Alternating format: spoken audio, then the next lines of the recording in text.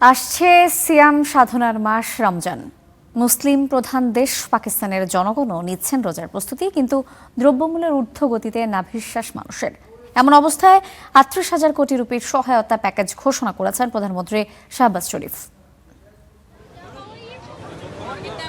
পাকিস্তানের বন্দরনগরী করাচির প্রধান পাইকারি বাজার। রোজার আগে কিছুটা কম দামে কেনাকাটার আশায় ভিড় বেড়েছে ক্রেতাদের। ইফতারির পণ্য খেজুর, ছোলা, ডালের দোকানে লোকজনের আনাগোনা বেশি। তবে স্বস্তিতে নেই ক্রেতারা, কারণ আকাশচুম্বী দাম। গ্রাহকরা ততটুকুই কিনছেন যা না হলেই নয়।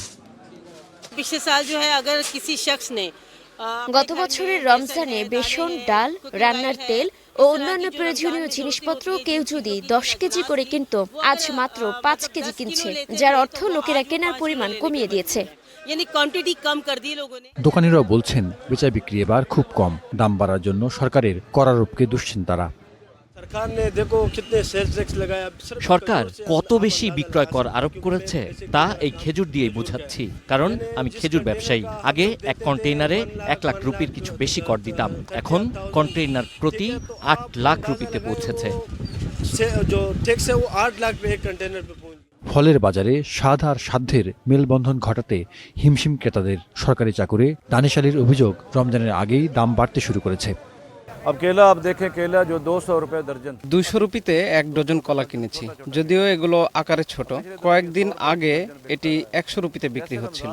রমজান শুরুর সাথে সাথে মুদ্রাস্ফীতিও বাড়ছে। इसी तरह सब्जियों के रेट। রমজানে দ্রব্যমূল্য সহনীয় রাখতে ব্যবস্থা নিয়েছে সরকার।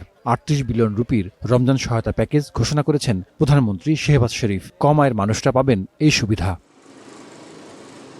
২০২৩ সালে ৪০% মুদ্রাস্ফীতি দেখেছে পাকিস্তান, যা এশিয়ার সর্বোচ্চ। এর মূল কারণ ছিল রুপির দরপতন।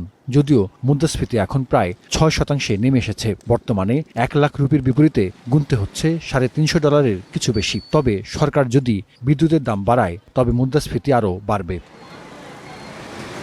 Zahidur Rahman, star news.